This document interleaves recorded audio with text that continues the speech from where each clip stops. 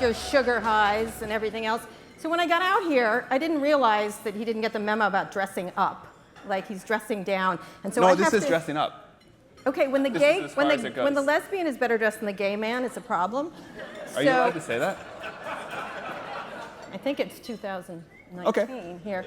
So I'm going to change from my really nice jacket It is beautiful. to this shirt this Salzburger dude gave me. Hold on. Just a sec. I approve. I think it's great. Now I'm dressed like a lesbian. All right, we're going to start. What? I'm excited, yeah. So Sam and I have had like 9,000 interviews recently about lots of things, and we argue about tech is good, tech is bad, and things like that. And so we're going to continue in this series. So I'm going to start Well, with... it's more like I say What? Go ahead. tech is good and bad, and you say tech is the worst thing in the world. I hate all you people. There's no discussion. I don't hate them. But I think tech is good and bad. I think they suck. Okay, so let's start with that premise. So I'm going to read you a quote from The Great Gatsby, which I'm going to put new names in, if you don't mind. Okay, got it? Ready? We're going to have a dramatic literary reading because this is the New York Times. And if it was the Code Conference, we'd be talking about Jeff Bezos' nether regions. Anyway. Your favorite topic. It is my favorite topic. I've written two columns in the New York Times about it, which is thrilling for my career. Anyway. They were careless people, Mark and Cheryl. They smashed things. And Your other favorite topic. They smashed things, and then they retreated back into their money or their vast carelessness or whatever it was that kept them together, and then left other people to clean up the mess. Tech for good. It's kind of like saying trans fat for thinness. Michael Cohen for legal advice. Green Book for Best Picture. Come on. Come on. Explain to me why tech is good. I mean, I think tech has good and bad, like many other things. I think the New York Times is wonderful, but you got us Donald Trump. Right. This all goes both ways. We got us done. I don't work for the New York Times, but go ahead. The media did. All right. Look, I think tech has done a lot of wonderful things for the world, and a lot of really bad ones as well. And I think it is important to continue to hold tech to account and to try to make things get better. But I think it's also a mistake to sort of caricature tech as all bad, because the most important changes that will happen in the world in the next couple of decades will be heavily related to tech.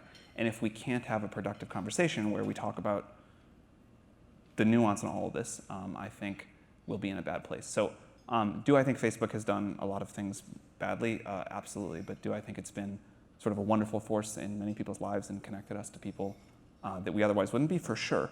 And again, I think it's like really easy to caricature and it's fun to do it. But I think the answer is complex. And I also think the issues that we have faced so far sort of pale in comparison to the issues that are going to come. Right. You and I have talked about that what's happening now, which seems very dramatic, is not what the next version of it is bigger. But let's talk about right now. Because I actually do believe that they take all the benefits and none of the responsibilities. And so that's why there's this techlash. I don't think it's media generated. I think it's a real feeling that something's gone awry. For sure, and I think something absolutely has gone awry. I had this funny moment. So OpenAI released this couple weeks ago. Text generator, which is quite impressive. It can write stories, answer questions about books. And we announced that we had done it, but we didn't release it to the world, the full model that day, because we thought the potential for misuse was so high. We thought you could influence sort of billions of people around the world. You could generate fake news. You could do a lot of things. And I thought we had like a very reasonable position. Maybe we were a year too late to start restricting this, but it's better to be a year too early. But it's better to be a year too early than a year too late before you sort of release this thing into the world. I think that's one lesson tech has learned. And the head of Facebook's chief AI scientist just decided to like ridicule us online for this decision.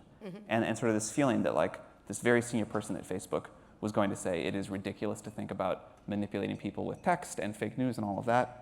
I just couldn't like wrap my head around that. Well, why can't you? You've been here forever. I mean, you were a creature of Silicon Valley. You run Y Combinator. This is the ethos of the people here is let's just make it. Let's grow, grow, grow. It's right there in Facebook's original motto, which was move fast and break things. I think the they've last thought like this the couple whole of time. years have been a reckoning, and particularly last year for Facebook. It is surprising to me that someone can go through everything and, with any openness and willing to listen, still think that. Still think that. Yeah. Why do you think that is? I don't know. I was genuinely there aren't that many moments where I sit back from my computer and I'm just like, wow, that's really surprising. But that was one of them. Well, perhaps because they're coddled, largely white men that don't have any idea of what lack of safety is. But let's move beyond that. What do you imagine has to happen to change that? If you were surprised, if insider's insider, what do you imagine would shift that? Because right now I do believe people at Facebook and other places feel victimized. I'm getting a lot of, we're the victims, we shouldn't be attacked. No, I don't think that's the problem. All right. I don't think how the do people you that work change that attitude? And then I want to get into where AI is going. Yeah. How do you change that attitude? Because I don't see even a slight change. One of the things that surprises me most about sort of the criticism of the tech industry right now is a belief that tech should be the one to decide what you can and can't say and how these algorithms work. And that, to me, sounds very bad. I think I'm totally cool with, for example, restrictions on free speech where it's hurting people. And I think we've always had, I can't yell fire in this room. So there's always been free speech with an asterisk.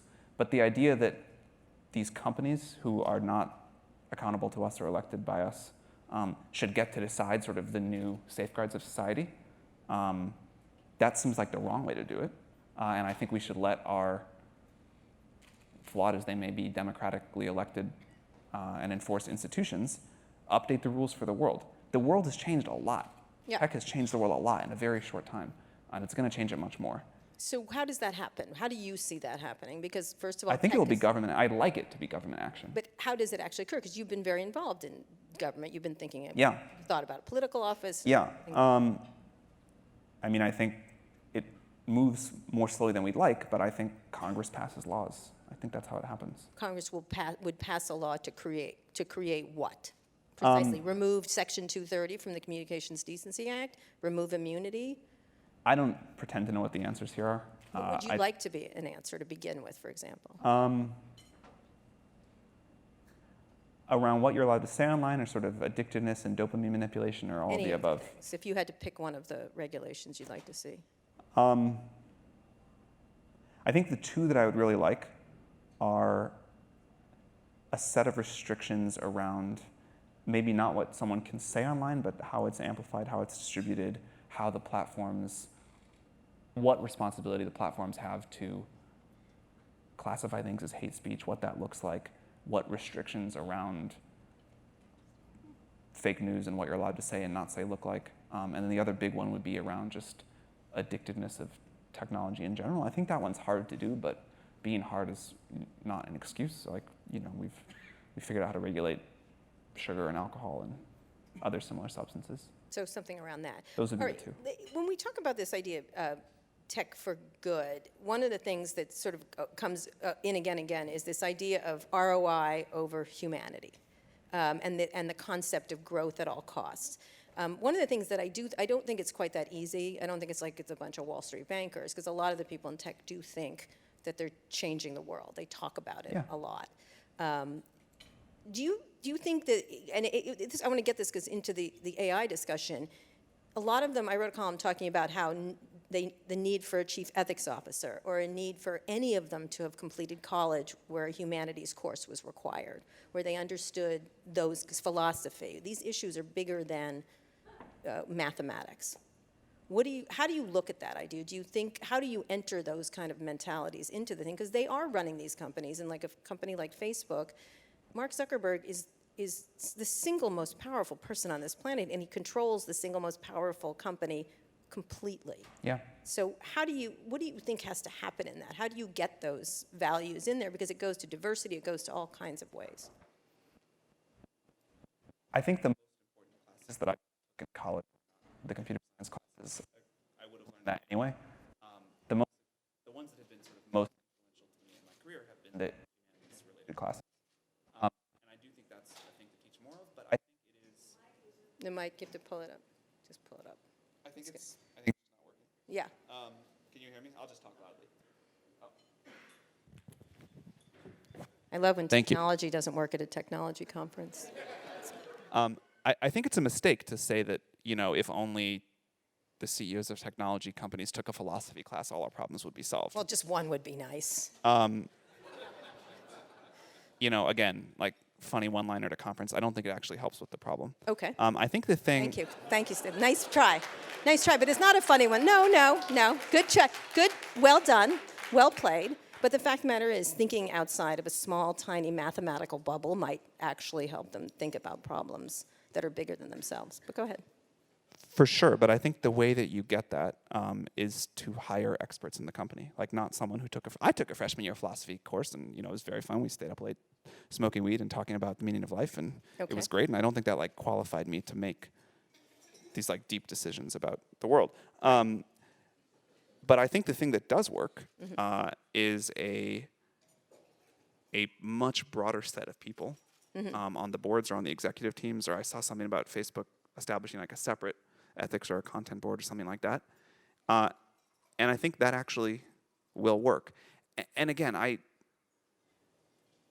that was funny, the Gatsby thing. But I think Mark and Cheryl are extremely thoughtful people that have built, as you said, one of the most important companies in the human history.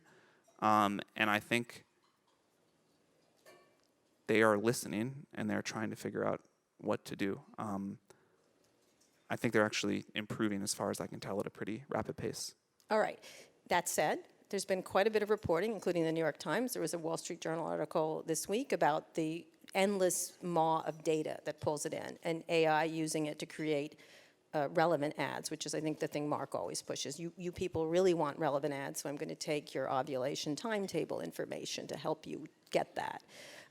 Talk about that issue, because one of the things they do is pulling in data and information is something that is just natural to them, sort of like the Borg. How do you change that attitude? Do you think that does change? Because one of the things, it's always it's sort of an I'm sorry tour that never seems to end. Like, I didn't mean to take that information. I didn't mean to take that. I didn't mean to let this out to the thing. How does that change as we move forward? And then I want to talk about where AI is going, because it does lead into it. They don't seem to have controls now, and when you get into this other area, as you said, it's going to get 20 times worse. So the standard tech line is always, you need to give people control over their data, and they get to choose to opt out, and then no one does. So right. I don't think I think we tried that. It sounded good. I opt out of that stuff, but most people don't. Right. Or most people don't know how to do it, or don't care enough, or don't understand it enough, whatever it is. So I don't think that works. I think GDPR is a bad law in many ways, but I think there is something in that space where we will have our elected representatives decide what the rules of the road are for that. All right. And when you move into AI, when it becomes quantumly more difficult to stop that, how do you envision? Because you keep saying that it's going to be worse about data later. particularly? About data particularly. So one of my biggest surprises about AI in the last few years has been that it's actually not about a lot of data. We learned how to play video games better than the best humans with zero human data at all. We just had the agent play itself 1 million times a day. And we have many other examples like this, but there are all these cases where there's sort of this E equals MC squared equivalence between data and how much compute resources you have.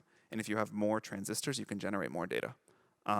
So I used to think that data was going to be the decisive advantage for developing really sophisticated AI, and now I don't. Because, explain that a little bit more. Because if you have gigantic amounts of compute available, you can run these simulations, which kind of like self-play, where the agent is just trying strategies, learning from itself, learning from a different version of itself. And you have sort of, say, 2 agents that can play a computer game, play each other. They try random strategies. The one that works get to propagate that to the next generation, and the one that doesn't sort of drops out of simulation. And with no human data at all, none, not a single instance of it. And which you don't need. So why the push for so much data? Why is the push in China, elsewhere, Google moving into China? All that is around collecting data for... Well, for certain kinds of things, certainly for targeting ads, that's really good. But if you're trying to sort of build general artificial intelligence, I think that'll be less important. Less important. So you don't consider that a problem going forward? No, but your question was about sort of AI Right. and data. Okay. Data collection, I think, will be a huge problem for consumer privacy going forward. All right, let's talk about where AI is going. One of the things that I always say is that anything that can be digitized will be digitized.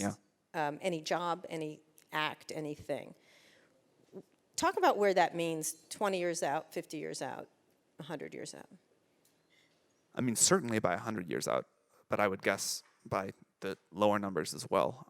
I think we have general purpose artificial intelligence that is more capable than humans at all or almost all economically valuable work.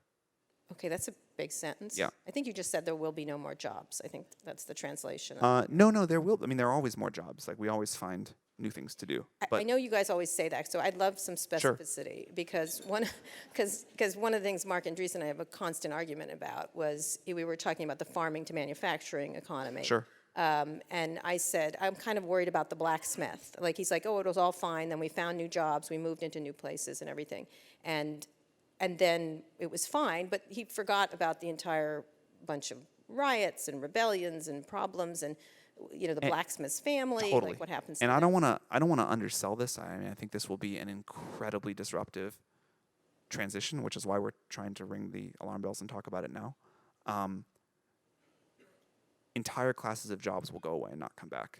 Like I Give don't me want to some sugarcoat examples that beyond at the all. truck driver thing. I mean, I think it'll like radiologists are already human radiologists are already much worse than computer radiologists. Mm-hmm. Like if I had to have a human or an AI read my scan, I'd pick the AI. Okay. We can now write pretty good stories. Yeah. I'm thrilled with it, but go ahead. I can't wait to retire. Good. Anyway. But the job elimination rate over the last few hundred years has been sort of 50% of the jobs every 75 years go away, and they're replaced by new ones. Like, we were all promised these 4-hour work weeks by now. I don't think you work 4 hours a week. I certainly don't. Probably no one here does. We continue to find new things to do, and it would have been very hard 75 years ago to predict programmers or people building AI as a job. One thing that Jeff Bezos said to me once that stuck with me, and since you mentioned him, is that there's some true sense right now in which the world is, we don't have nearly enough people for all the jobs. It'd be great for every student to have an individual teacher. It'd be great for every time you go into a doctor's office never to be waiting and there's like plenty of doctors ready for you. And I do think we'll see a lot more jobs like that. That people more That care. are sort of human-to-human jobs. Human-to-human jobs. Yeah. And how does that sustain itself? You've been working in UBI, you've been working in other things, because a lot of these jobs that you're talking about are high-paying jobs. By the way, we're going to have some questions in a minute from the audience. I'd love some questions. But these are high-paying jobs. We're major shifts, and we're in the middle of a political populism. There's all kinds of unrest, social division. If we're successful in what we're trying to do, if we really do make super intelligence, it is true that a lot of jobs can be done by the AI for almost no cost, but that also means the cost of goods and services just plummets. And I think we have to be ready for a world where, global GDP goes up like 50% a year for a couple of decades, something like almost unimaginable. And so there will be less jobs, but the amount of like global wealth will just skyrocket. And there's a lot of things we have to figure out about how people find meaning and happiness and community. But a lack of material abundance, if AI comes true at all, will not be a problem. And then how do you distribute that among people? Who thinks of those things, and who is thinking right now about these topics? And I think one of the stuff that happened in Silicon Valley, there was this group of people that was like, AI is wonderful, Yeah. It's going to be a happy, shiny future. It was mostly the people from Facebook and Google who controlled most of the AI. Of course, it's going to be happy and shiny for them. And then there was the Elons and the others who were like, that was the big debate a few years ago. yeah, this is... It's interesting that people aren't talking about that particular debate as much. I don't know why. Oh, that it's the Terminator future. Just that debate about whether it's going to be great or awful, that sort Right. of felt like it dominated the news cycle of 2015. It did. It And did. now you don't hear it as much. Right. Why is that? I don't know. Why do you think? I'd be Because curious. reporters move on from stories, and they're like, Okay. they move on, kind of things. But I do think it's because these people started talking about it, and then Elon moved to his cat metaphor, which humans are like cats, and then that we should have stuff stuck in our head that we can jack into the matrix and be as smart as computers. But Elon has some issues. Obviously, today was a hard day for him. But where does it go then? What happens to humanity when this happens? And are they dangerous? Do you consider them still dangerous? These AI? Yeah. Yeah, I mean, I think it can be great. I mean, I think we have the potential to eliminate poverty, solve climate change, cure a huge amount of human disease, like educate everyone in the world phenomenally well. So there's this huge upside. And then there's this sense that like anytime you create something more powerful than yourself, it's hard to see precisely to the other side of that event horizon. Right. And so it's high vol in that sense. I think it's easy to talk about the dangers, but I think the upsides will be absolutely tremendous. And we have very serious dangers that we need to take seriously and have a societal conversation about soon, about what we want the world on the other side to look like, because you get to design that one time. This was the stuff I heard at the beginning of the internet, that this was going to be great. And what we end up getting is meme generators and meanness on Twitter and the If rest you of could push it. a button and say no internet, would you do that? Oh, that's a good question. I might. Who else in the room would do that? I don't know. I'd think hard about it. No one. One maybe. All right. I think hard about it. I think hard about it. I would think hard about it too. I wouldn't do it, but I would think hard about it. But this was what was promised about it. Okay. You think hard, you just sit there and hover your finger. I mean, there's a lot wrong with it, obviously. Yeah. But it's incredible too. Absolutely. But the promises that were made are not what was left, what got. And there have been like great resources and all kinds of good things. Do you? I just want to make sure I understand. I will respond. What promises? Well, in the beginning of the internet, when you were around, this was going to do this, the same thing. It's going to solve this. It's going to solve this. It's going to solve this. It hasn't necessarily solved the thing. Solved a lot. Explain to me what you think tech for good is then. Tell me the good things then. Extreme poverty in the world is down from maybe 50% of the world to 6% of the world in the last 30 years. This is due to technology. I think all real economic growth in the world is due to technology. And will be going forward. I mean, I think that's like almost a truism, like technology in the sense is doing, like that includes nuclear power and medical advances and things like that, not just the internet. I mean, the internet is responsible for a very small slice of that. But human ingenuity and technological advancement, yeah, I think that's where economic growth comes from. So I think my last question is two things. How do we keep that innovation cycle going? There's all the worries about China. There's worries about the way they are conducting their AI and the way they're conducting sort of their surveillance economy there. I know that's an argument from Silicon Valley. If you don't let us keep going, Mark makes that argument most of all. He kind of, when in an interview I did with him recently, he essentially was Xi or me, you know, and I was like, neither. Like, who's the third choice? What if you had to pick one? Neither. I guess Mark, fine. But, you know, like, Me too. Come on. Like, that's not a great choice. That's not the choice I'd like to have. I'd like to have a more fulsome choice. And I think we do. Again, I think the tech industry on the whole is adapting. I think people are genuine when they say they want to be better. They miss the mark plenty of the time. I agree with you. It often feels like this never-ending apology tour. But it does seem to me to get better and better every year. Again, no question, like we went through this period of just absolutely explosive growth. The world changed a huge amount in a short period of time. Some changes good, some changes bad. But I think the industry as a whole is continuing to adapt. And I think people, like one thing that I find inspiring is the current generation of people graduating college and deciding what to do with their careers are so driven by wanting to have a positive impact, by thinking before they build stuff about the impact. And again, they'll get it wrong too. No one will get it perfect. People will make mistakes. But the thoughtfulness and the intent about it is different than I've ever seen before. And I love to see that. Are they thinking about issues around diversity to create innovation? Because, again, another area that a lot of talking, not a lot of action. Well, we're two white people on stage, so. That's true. That's a fair point. That's not an answer, though. I didn't get to pick who interviewed me, but I would have loved a more diverse person. All right. Well, I no, I you know what? like. You know what? Me too. But go ahead. Well, you picked me. I would have loved to have the seat go to someone All right. from a different Okay. perspective. All right. Sam. Actually, I'll tell you something about that. Yeah. Okay. In You tell me something about 2018, I declined every interview except one that I sort of accidentally said yes to. I declined every interview, and I said, there are 7 incredible GPs in our partnership that are women. I'm not going to do any interviews this year. I'd like you to interview one of them. 2 times I got taken up on that. You didn't make that offer to me, but I'd be happy to. I mean, I'm just saying. I don't think you requested an interview with Yeah, me. I didn't. Yeah. Because of this ridiculous situation here. No, I think the tech industry clearly has to diversify more, and I am equally as tired as you of the lack of progress. I also think it's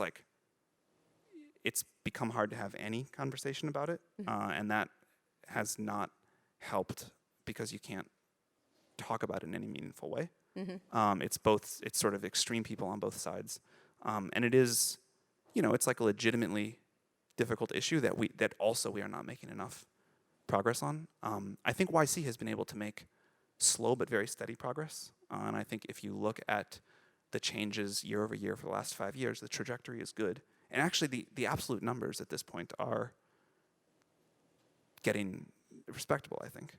And I think that's how you'll make the change. I think, just continued year-over-year progress will work. Okay. We have to wrap up. But And it will lead to better companies. We have time for like one or two questions. Someone who has a really pressing, really good question. So put your hand up right here.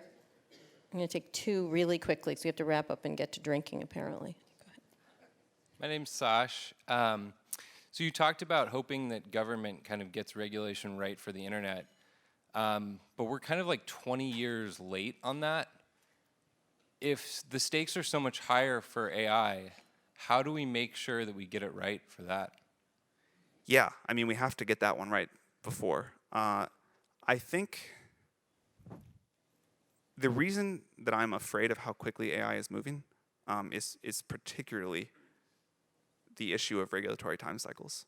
And so we take every opportunity we get to try to talk to politicians or people that we think can help with this problem. I think this is something that we need much more media and policy attention on. And unlike the internet, where I think you can make a few mistakes along the way and correct them, I think if you get AI wrong out of the gate, like true general AI wrong, that's obviously disastrous. And so I think we all just need to put pressure on policymakers to take this seriously now. Who's smart in that? Policymakers? Policymakers, yeah.